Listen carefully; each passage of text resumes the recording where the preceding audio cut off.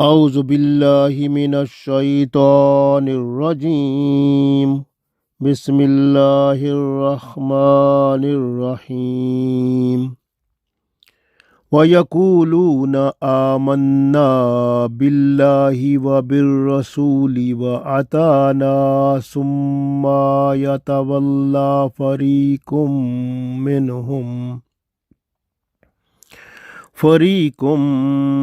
مِّنْهُم مِّن بَعْدِ ذَلِكَ وَمَا أُولَٰئِكَ بِالْمُؤْمِنِينَ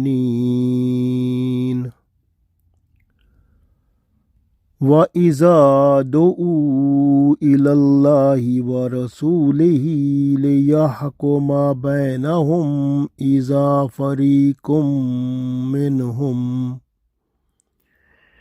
إِذَا فَرِيقٌ مِّنْهُم مُّعْرِضُونَ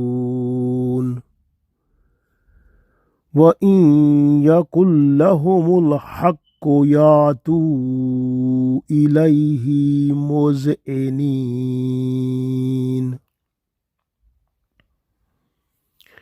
عزیز دوستو، السلام علیکم ورحمۃ اللہ وبرکاتہ۔ سورہ نور آیت نمبر 47، 48 اور 49 تلاوت کی ہے۔ ان آیات میں اللہ تعالیٰ منافقوں کا ذکر کرتا ہے۔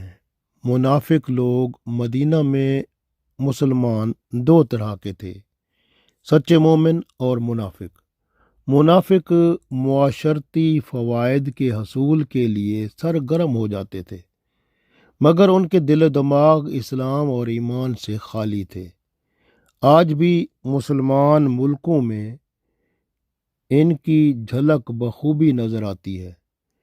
جب جہاد پر جانے کا وقت آیا تو یہ گھر میں بیٹھ گئے، پیٹھ دکھائی، اور جب ان میں جھگڑا پیدا ہوا، جب فیصلہ کرانے کے لیے رسول اللہ صلی اللہ علیہ وسلم کی بجائے یہودیوں کے سردار کعب بن اشرف کے پاس جانا قبول کیا۔ یہ ایسے لوگ ہیں جو اللہ اور اس کے رسول صلی اللہ علیہ وسلم کے فیصلوں پر اعتماد نہیں کرتے۔ یہ اپنے ہر معاملے کا فیصلہ اپنی مرضی سے کرانا چاہتے ہیں، چاہے رشوت دے کر کرایا جائے یا مسلمانوں کی جاسوسی کرا کے۔ تو یہ ہر طرح سے اپنی مرضی کا فیصلہ کرانے کی کوشش کرتے ہیں۔ پڑھتے ہیں ان آیات میں اللہ تعالیٰ نے ارشاد فرمایا، وَيَقُولُونَ، اور وہ کہتے ہیں، آمنا، کہ ہم ایمان لے آئے، باللہ، اللہ پر، وبالرسول، اور اس کے رسول صلی اللہ علیہ وسلم پر۔ یعنی یہ کہتے ہیں کہ ہم اللہ اور اس کے رسول صلی اللہ علیہ وسلم پر ایمان لے آئے۔ وَيَقُولُونَ، اور کہتے ہیں، آمنا، ہم ایمان لے آئے، باللہ، اللہ پر، وبالرسول، اور رسول صلی اللہ علیہ وسلم پر، وَأَطَعْنَا، اور ہم فرما بردار بن گئے، ثم، اللہ فرماتا ہے ثم، پھر، یتولا، پھر گیا، فریقن، ایک فریق، ایک گروہ، منہم، ان میں سے، پھر ان میں سے ایک گروہ پھر گیا، من بعد ذالک، اس کے بعد، یعنی اس کے بعد ان میں سے ایک فریق جو تھا وہ پھر گیا، یعنی ایمان سے۔ وما اولئک، اور یہ نہیں ہیں یہ بالمومنین، ایمان والے۔ اللہ فرماتا ہے وما اولئک بالمومنین، اور یہ لوگ ایمان والے نہیں ہیں۔ اگلی آیت میں ارشاد فرمایا، وَإِذَا، اور جب، دعو کا مطلب بلایا جاتا ہے، اللہ، اللہ کی طرف، وَرَسُولِهِ، اور اس کے رسول صلی اللہ علیہ وسلم کی طرف، اور جب اللہ اور اس کے رسول صلی اللہ علیہ وسلم کی طرف بلایا جاتا ہے، لِيَحْكُمَ بَيْنَهُمْ، لِيَحْكُمَ، تاکہ وہ فیصلہ کر دیں، بینہم، ان کے درمیان، اِذَا فَرِيقٌ مِّنْهُمْ، تو ایک فریق ان میں سے، موردون منہ پھیر لیتا ہے۔ اور تیسری آیت میں ارشاد فرمایا وَإِن يَكُن لَّهُمُ الْحَقُّ، اور اگر حق کا معاملہ یا تو ان کو نظر آتا ہے الیہ ان کی طرف، یعنی ان کو نظر آتا ہے کہ حق کا معاملہ ان کے حق میں ہو جائے گا، یعنی کہ ان کے معاملے کا فیصلہ ان کے حق میں ہو جائے گا، مذعنین، تو یہ گردن جھکائے ہوئے چلے آتے ہیں۔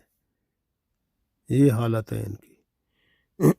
جب ان کو پتہ ہے کہ معاملہ ان کے جھگڑے کا یا ان کے کسی معاملے کا ان کے حق میں ہو جائے گا تو پھر گردن جھکائے چلے آتے ہیں رسول اللہ صلی اللہ علیہ وسلم کی عدالت میں۔ تو یہ ان کی حالت یہ ہے۔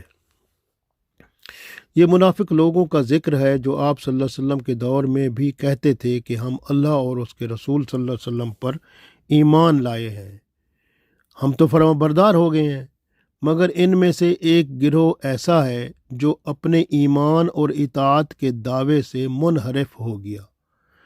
اگر یہ لوگ سچے دل سے ایمان لائے ہوتے تو کبھی اطاعت سے منہ نہ پھیرتے۔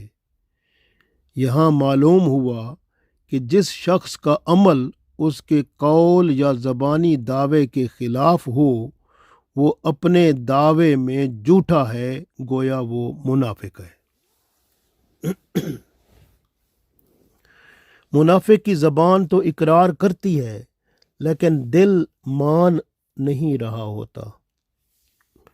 آپ صلی اللہ علیہ وسلم کے زمانے میں بہت سے لوگ تھے جنہیں جب اپنا مفاد نظر آتا تو رسول اللہ صلی اللہ علیہ وسلم کی خدمت میں پیش ہو جاتے، جب مفاد نہ نظر آتا تو آپ صلی اللہ علیہ وسلم کے پاس آنے سے صاف انکار کر دیتے، اگر بلایا جاتا تب بھی نہ آتے۔ ایک منافق بشر نام کا تھا، اس کا ایک یہودی کے ساتھ جھگڑا ہوا۔ یہودی نے رسول اللہ صلی اللہ علیہ وسلم کو اپنا حکم، اپنا جج بنایا اور کہا کہ آپ اور ہم رسول اللہ صلی اللہ علیہ وسلم کے پاس چلتے ہیں تاکہ وہ ہمارا فیصلہ کر دیں۔ لیکن جو منافق تھا بشر، اس نے کہا نہیں، ہم کعب بن اشرف یہودی کے پاس چلیں گے، وہ ہمارا فیصلہ کرے گا۔ تو منافق کو یہودی سردار کی حاکمیت میں اپنا مفاد نظر آیا، اس نے رسول اللہ صلی اللہ علیہ وسلم کو چھوڑ کر کعب بن اشرف کے ہاں جانا بہتر سمجھا۔ غور کریں، حسن بصری رحمۃ اللہ علیہ سے مرسلاً روایت ہے کہ آپ صلی اللہ علیہ وسلم کے زمانے میں جب ایک شخص کا دوسرے سے جھگڑا ہو جاتا تو اگر وہ حق پر ہوتا تو رسول اللہ صلی اللہ علیہ وسلم کے پاس فیصلہ کرانے کے لیے بخوشی آ جاتا تھا۔ اگر اس نے ظلم کیا ہوتا تھا تو پھر آپ صلی اللہ علیہ وسلم اس کو بلاتے تب بھی وہ روح گردانی کرتا۔ اور بہت سارے منافق تھے، وہ یہودیوں کے پاس جاتے تھے فیصلے کے لیے اور وہاں رشوت دے کر اپنے مطلب کا من مانا فیصلہ کروا لیتے۔ آج بھی رشوت دے کر جو من پسند فیصلہ کرا لیتا ہے وہ بھی منافق ہے، اور جو شخص اسلامی قوانین کی بجائے انگریزی قوانین کے مطابق فیصلہ کراتا ہے وہ بھی نفاق میں مبتلا ہے۔ منافق ایمان لانے کا اقرار اس وقت بھی کرتے تھے، لوگوں کو ساتھ ساتھ جہاد سے روکتے بھی تھے۔ جب انہیں بارگاہ رسول صلی اللہ علیہ وسلم میں بلایا جاتا تو تب یعنی جب ان میں کوئی جھگڑا واقع ہوتا تو آپ صلی اللہ علیہ وسلم بلاتے تو جو منافق ہوتا وہ پھر نہ آتا کیونکہ وہ ظالم تھا، تو ایسے لوگ وہاں آپ صلی اللہ علیہ وسلم کے ہاں نہ آتے۔ رسول اللہ صلی اللہ علیہ وسلم نے فرمایا جو شخص عدالت میں بلائے جانے پر حاضر نہ ہو وہ ظالم ہوتا ہے، کیونکہ یہ منافق جو تھے اپنے جھگڑے کا فیصلہ رسول اللہ صلی اللہ علیہ وسلم کی بجائے یہودیوں کے پاس کراتے اور وہاں رشوت دے کر من پسند فیصلہ کرا لیتے تھے۔ یاد رکھیں کہ جو شخص اللہ اور اس کے رسول صلی اللہ علیہ وسلم کا فرما بردار ہو اور جو حکم ملے اسے پورا کر دے، جس چیز سے روکا جائے اس سے رک جائے، گناہ ہو جائے تو اللہ سے خوف کھائے اور توبہ استغفار کر لے، آئندہ کے لیے اپنے آپ کو اس گناہ سے بچا لے، ایسے لوگ تمام بھلائیوں کو سمیٹنے والے اور تمام برائیوں سے بچ جانے والے ہیں، دنیا اور آخرت میں نجات پانے والے ہیں۔ اللہ تعالیٰ سے دعا ہے کہ ہمیں بھی نجات پانے والے لوگوں میں شامل فرمائے، آمین۔